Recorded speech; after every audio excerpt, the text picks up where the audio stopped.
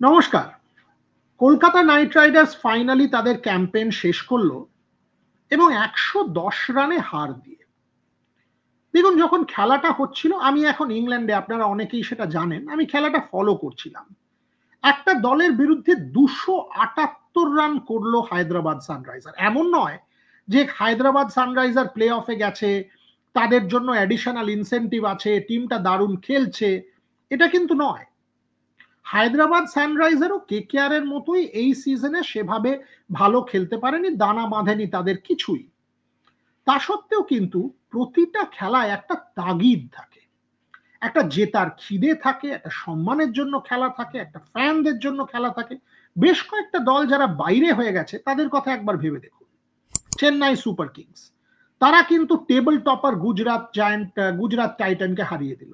আয়ুষ মাত্রে থেকে শুরু করে ডেভাল্ড ব্রেভিস থেকে আরম্ভ করে সবাই দুর্দান্ত খেললেন।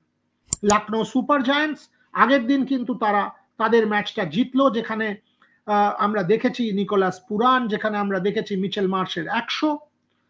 সেরকমই আমরা কিন্তু দেখলাম দিল্লি ক্যাপিটালসও তাদের শেষ ম্যাচ সামির রিজভির ৫০, তারা ম্যাচটা জিতলো। অর্থাৎ আপনি যেখানেই থাকুন না টেবিলের, প্রত্যেকটা খেলাকে আপনাকে আলাদা করে দেখতে হবে এবং আলাদা করে দেখে আপনাকে কিন্তু পারফর্ম করতে হবে। কারণ আপনি শুধুমাত্র নিজের জন্য খেলছেন তা নয়, আপনার মিলিয়ন্স, লক্ষ লক্ষ ফ্যানের জন্য আপনি খেলছেন। আর সেখানেই আমার কেকেআর এর বিরুদ্ধে বেশ কয়েকটা প্রশ্ন, যে ফ্যানদের জন্য এই যে ২৭৮, আপনারা কি ম্যাচে ছিলেন কোনো সময়? যে কোনো সময় আন্দ্রে রাসেল ২ ওভারে ৩৪, বরুণ চক্রবর্তী ৪ ওভারে ৫০, আনরিক নকিয়া ৪ ওভারে ৬০, এই যে রানগুলো দেয়া হচ্ছে, এই বোলারগুলো কি আদৌ ম্যাচে ছিল? এই বোলারগুলো কি আদৌ তাদের ফ্যানদের কথা ভেবে সেই ফ্যানদের জন্য খেলছিল? এই প্রশ্নগুলো কিন্তু ওঠা দরকার।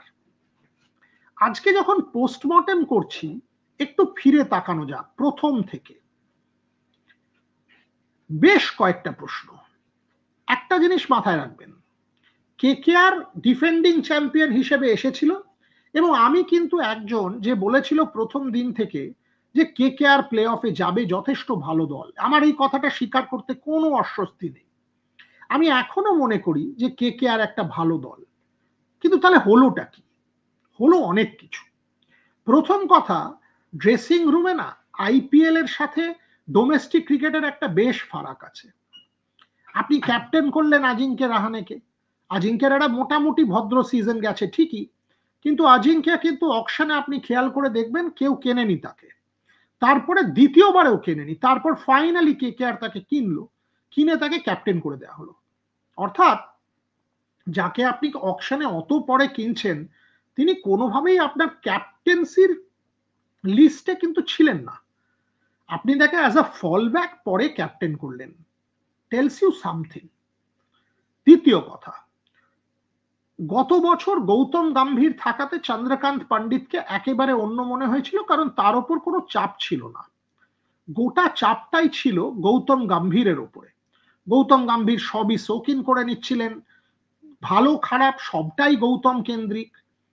২০২৩-এ চন্দ্রকান্ত পণ্ডিত যদি আপনি পারফরমেন্সটা ইভ্যালুয়েট করে দেখেন, দেখবেন ফেলিয়ার।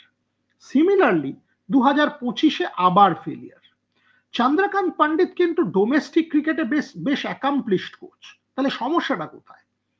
সমস্যাটা হলো ডোমেস্টিকের সাথে আইপিএল এর একটা মারাত্মক ফারাক আছে।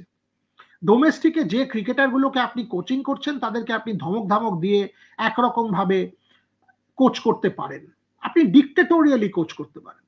আইপিএল এ সেটা হয় না। আইপিএল এ কেকেআর এর ড্রেসিং রুমে আপনি একটা সুনীল নারায়ণ পাবেন যিনি লেজেন্ড, আপনি আন্দ্রে রাসেল পাবেন যিনি লেজেন্ড, কুইন্টন ডিকক পাবেন যিনি সাউথ আফ্রিকার ক্যাপ্টেন ছিলেন। তো এমতো অবস্থায় কিভাবে আপনি কিভাবে তাদেরকে কোচিং করবেন? It is more about man management. It is absolutely about man management at the IPL level. এবং সেইখানেই আমার কিরম মনে হয় যে চন্দ্রকান্ত পণ্ডিত কিন্তু পারলেন না। এবং এইখানেই আমার আমার পরিষ্কার বক্তব্য, চন্দ্রকান্ত পণ্ডিত অ্যাজ কেকেআর কোচ, তার দিন শেষ হয়ে গেছে। আমি বলবো আইপিএল শেষ হয়ে গেছে, এবার কেকেআর এর এই কলটা নেওয়া উচিত। চন্দ্রকান্ত পণ্ডিতকে সরে যেতে হবে, কারণ তিনি আইপিএল এ কোচিং করানোর যে যে কিভাবে বলবো, যে প্রসেস বা যে পদ্ধতি হওয়া উচিত, আনফরচুনেটলি চন্দ্রকান্ত পণ্ডিতের মধ্যে আমরা সেটা দেখতে পাইনি। এবার কয়েকজন প্লেয়ারের কথা ভাবা যাক। রিঙ্কু সিং এবং ভেঙ্কটেশ আইয়ার, আপনি একজনকে 23.75 কোটি দিলেন, একজনকে আপনি 14 কোটি দিলেন, আপনি অনেক টাকা দিয়েছেন। যখন এই ধরনের টাকা দেওয়া হয় না, তখন তার সাথে একটা অ্যাডেড প্রেশার আসে।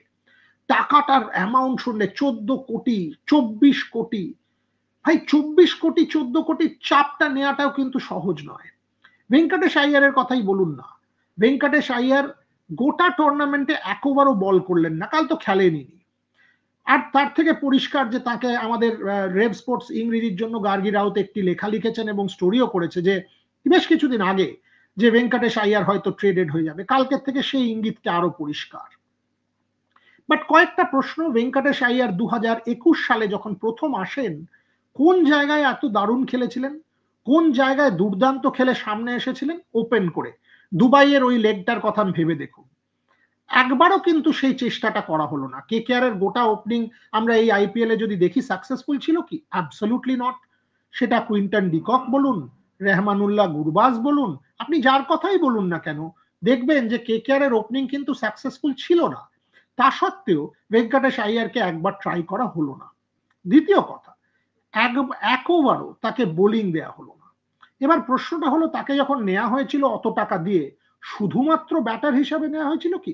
দ্বিতীয় কথা, রিঙ্কু সিং, রমনদীপ সিং, আন্দ্রে রাসেল, প্রথম 10টা ম্যাচ লেগে গেল বোঝার চেষ্টা করতে যে এই মিডল অর্ডারটা কে কিভাবে কোথায় ব্যাট করবে। রিঙ্কুকে ঠিক জায়গায় নামানোই হলো না, রমনদীপ হলো না 8-9, আন্দ্রে রাসেল 7। আমরা পরের দিকে দেখলাম যখন আন্দ্রে রাসেলকে 5-এ তুলে দেয়া হলো, তখন আন্দ্রে রাসেল কিন্তু সমহিমায় খেললেন। হ্যাঁ, কালকে এক বলে আউট হয়ে গেছেন, ঠিক আছে, কিন্তু আন্দ্রে রাসেলকে আমরা যখনই দেখেছি কিছু বল নিচ্ছেন, সময় নিচ্ছেন থিতু হতে, তারপর ভালো খেলছেন। তাহলে এত সময় লাগলো কেন ম্যানেজমেন্টের বুঝতে যে আন্দ্রে রাসেলকে কোথায় খেলানো উচিত? আবার ওই ঘুরে ফিরে ওই কোচিং স্টাফে ফেরত চলে আসছি, কারণ কলটা তাদের। ওভারঅল যদি আমি কেকেআর এর এই ক্যাম্পেইনটা দেখি, it has been a limp campaign. একের পর এক ভুলের ক্যাম্পেইন, পদ্ধতিগত ভুল, পার্সোনালের ভুল। আপনি অকশন পাল্টাতে পারবেন না, কিন্তু আপনি যাদেরকে নিয়ে খেললেন, যেখানে খেলালেন, সেখানে বেশ কিছু ভুল। ভবিষ্যৎটা কি? আমার মতে কেকেআর যদি হেড কোচ পাল্টায়, যদি ব্যাটিং অর্ডার ঠিক করে, যদি যে চেঞ্জগুলোর কথা আমরা বলছি সেগুলো ঠিক করে, এখনো KKR is a decent enough side. I will still say they have it in them to do well in 2026, but বেশ কিছু পরিবর্তন করা অতি আবশ্যক, absolutely imperative is what I will say. So let's to conclude, poor campaign, limp campaign, underwhelming campaign, ফ্যানরা যারা 40 degree গরম উপেক্ষা করে কলকাতায় দিনের পর দিন মাঠে গেছেন, তাদের প্রতি দায়বদ্ধতা থেকে কলকাতা নাইট রাইডার্সের ম্যানেজমেন্টের উচিত কয়েকটা প্রশ্নের উত্তর দেয়া। কারণ এই ফ্যানরা কিন্তু ভালো খারাপ সবেতে তাদের সাথে আছে, ভবিষ্যতেও থাকবে, এখনো আছে, খারাপ হোক ভালো হোক। এই ফ্যানদের কথা মাথায় রেখে কেকেআর এর এই পরিবর্তনগুলো করা উচিত। কারণ আলটিমেটলি কর্পোরেট লাইফে কি হয়, পারফর্ম না করতে পারলে ইউ গো আউট, এবং এই ফ্যানরা কিন্তু কেকেআর এর স্টেক হোল্ডার, শেয়ার হোল্ডার যারা, এরা হচ্ছে তাই। এদের কথা মাথায় রেখে কিছু উত্তর আশা করব আমরা পাবো, এবং সামনের সিজনে KKR will have a better season with some changes.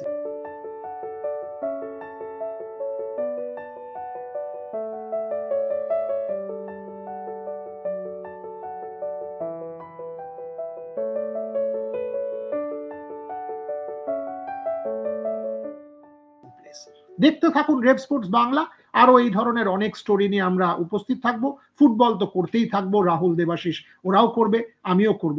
দেখতে থাকুন, ভালো থাকবেন, সাবস্ক্রাইব করবেন রেভ স্পোর্টস বাংলা, হিন্দি এবং English for all such videos. Thank you very much for watching.